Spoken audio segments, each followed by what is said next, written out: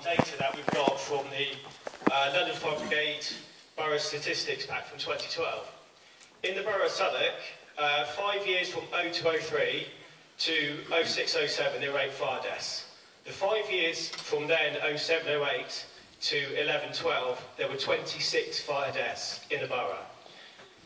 I don't know if you're aware of that. The second highest borough in the capital was 18 fire deaths. Then there were 6 boroughs with 11 fire deaths.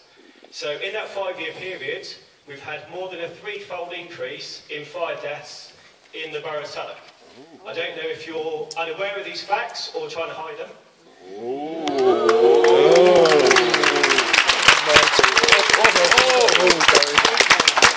So it's quite obvious that people have got that.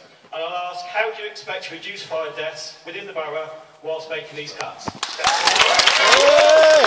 clarify that, because your figures you quote are not quite right. Well, that's so numbers.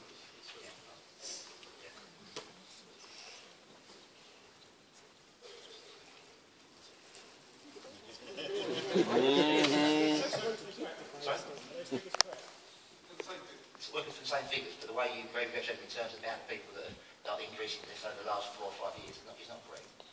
So fire-related fatalities, your figures, for the Borough of Southwark, 0708, 5, 0809, 4, 910, 9, 1011, 3, and 1112, 5.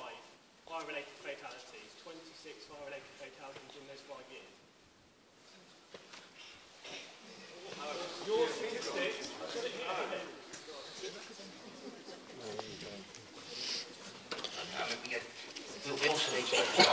Oh, come on. Oh, this is ridiculous.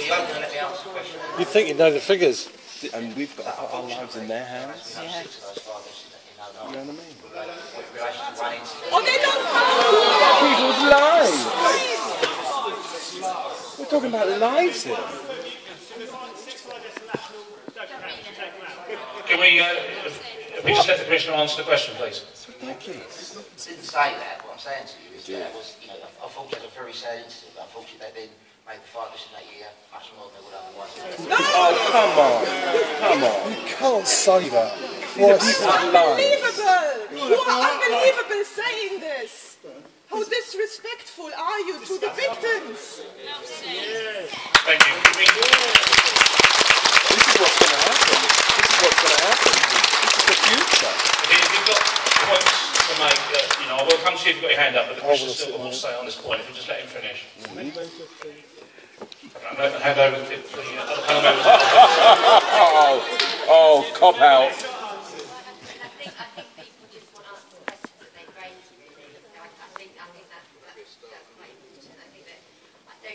We look shifty, don't we? I'm sure there's other points to be made that will probably pick up on some of the questions that have already been raised, perhaps. If I can go to 3 further questions. The gentleman with the red sign, the third.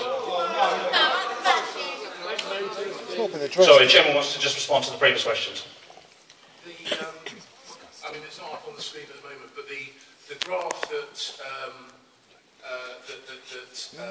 outlined fire deaths over the years, I mean, there are always, because of, thankfully, the relatively small numbers of fire deaths that we have in London year on year, sometimes tragic incidents like Lakenhall House create spikes in figures. And That's it!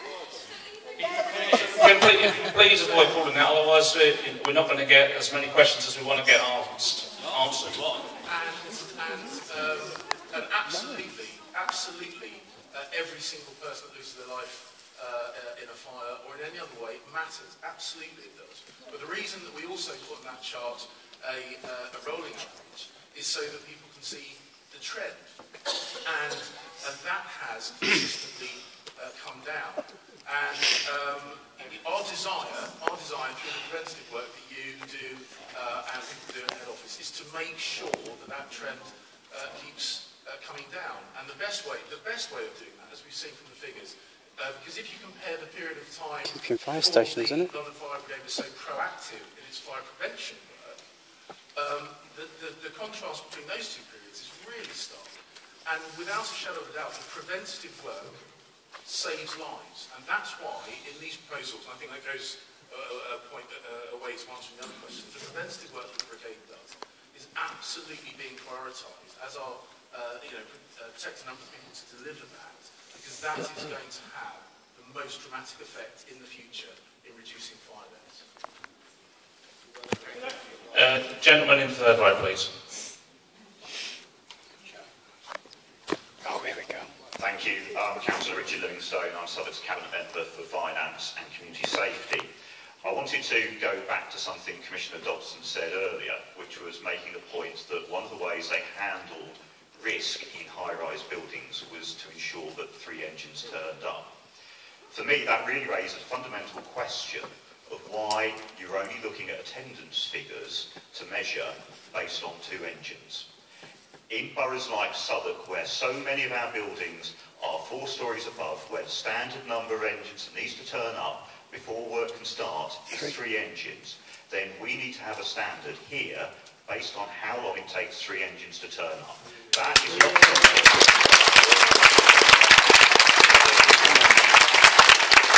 standard, and we have to measure things on what the standard is that you use for how many engines turn up, not some arbitrary figure about 2 engines, which might work out in Bromley, which is seeing an improvement, but does not work in a borough like Southwark, where so many buildings are high-rise. And of course, even that is just getting to the foot of the building, as Fiona Twycross said. That's not getting the hoses to where the fire is. And those are the standards we need to be looking at, is how long it takes 3 engines to turn up and for a hose and people to start working, tackling a fire in a block.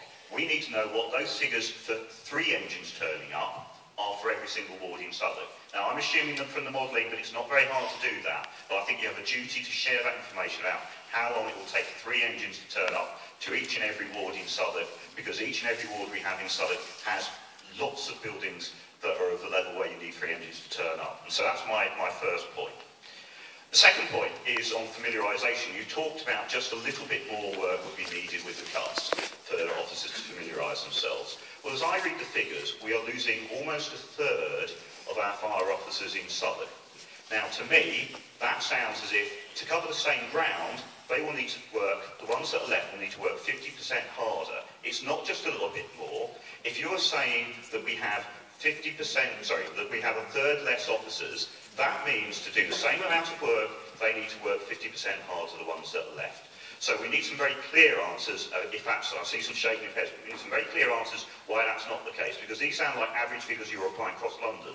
They don't sound as if they're the figures that apply to Southwark. And we need to understand what those figures are for Southwark, because as we heard, and we talked about Blackhill, there's plenty of other buildings that we had where we had serious fires. You have Sumner Road, we had the Walworth Town Hall only a few weeks ago. We had fires every week. Last week we had one at Wendover. I went to one a couple of years ago where Andy was there as well. We had a large number of engines turning up at Looping Point. You have these fires all the time.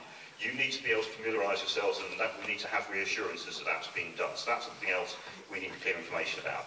And the final question, various other people have raised this point about the savings. As Councillor Williams said, I think if you ask most people in this room and ask them, do you want to save 7p a week on your council tax, or do you want to keep the fire engines and fire stations are at the moment in Southwark? I know what the vast majority of people in this room would say. But I do also want to make a point that I think there are other areas as well that could be looked at. I think one of the points that I made at a previous meeting is the fact that you're doing something quite remarkable in terms of public authorities at the moment, which is launching into some big PFI projects just at a point where everybody else in the public sector is trying to get out of them. We in Southwark are trying to save money on a revenue budget by using capital to offset revenue costs.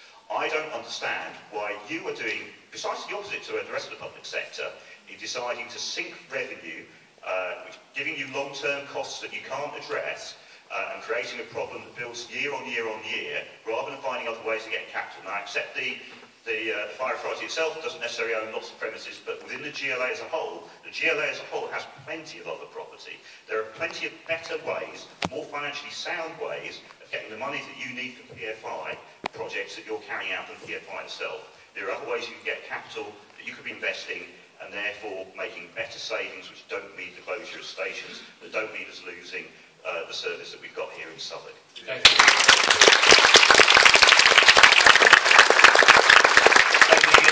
The green jumper on the first tier.